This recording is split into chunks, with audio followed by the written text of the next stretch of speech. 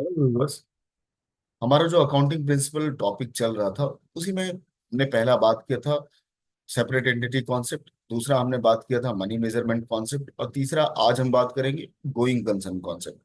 Going concern concept क्या होता है? गोइंग कंसर्न कॉन्सेप्ट का मतलब यह होता है, इस अकाउंटिंग प्रिंसिपल का मतलब यह होता है कि अकाउंटिंग करते समय हर एक अकाउंटेंट इस बात को हमेशा ध्यान में रखता है कि बिजनेस को हमेशा गोइंग कंसर्न माना जाता है। गोइंग कंसर्न माना जाता है, इसका मतलब यह होता है कि बिजनेस की लाइफ को इनडिफिनिट यानी अनिश्चित काल के लिए मानी जाती है। अनिश्चित काल के लिए यानी हम ये मान के चलते हैं कि हमारा बिजनेस कभी भी भविष्य में बंद नहीं होने वाला है।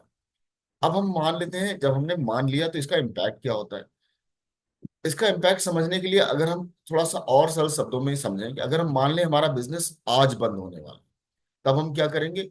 अपनी हर एक एसेट्स का जो वैल्यूएशन करेंगे वो हम मार्केट वैल्यू पे करेंगे।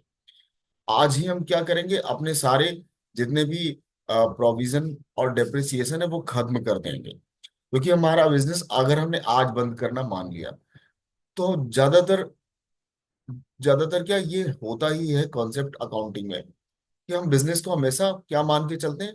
इनडेफिनिट अनिश्चित काल के लिए मान के चलते हैं।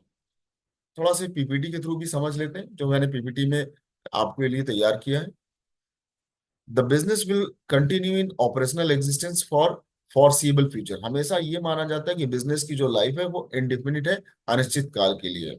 Financial statement should be prepared on ongoing concern basis unless management either intends to liquidate the enterprise or cease trading or has no realistic alternative but to do so। यानी जब तक उसके पास कोई बंद करने का रीजन ना हो तब तक हम ये मान के चलेंगे कि बिजनेस की लाइफ इनडिफिनिट अनिश्चित काल के लिए है, और इसको ध्यान में ही रखकर अकाउंटिंग की जाती है। जब हम बिजनेस को मान लेते हैं कि इनडेफिनिट लाइफ के लिए है तो हमारा जो इम्पैक्ट होता है उसको हम थोड़ा समझ लें एग्जाम्पल के थ्रू। क्या एग्जाम्पल होता है? The possible losses from closure of business will not be anticipated in the accounts. यानी अगर हम मान लेते हैं कि बिजनेस हमारा आने वाले कई सालों के लिए है, तो हम कभी भी जो पॉसिबल लॉसेज यानी होने वाले लॉस को कभी भी नहीं दिखाएंगे। अगर मान ले कल बंद होने वाला है या आज बंद होने वाला तो लॉसेस दिखाएंगे। तो हमेशा हमारा क्या चलते हैं, हम मान के क्या चलते हैं कि बिजनेस की लाइफ क्या है? इनडेफिनेट है।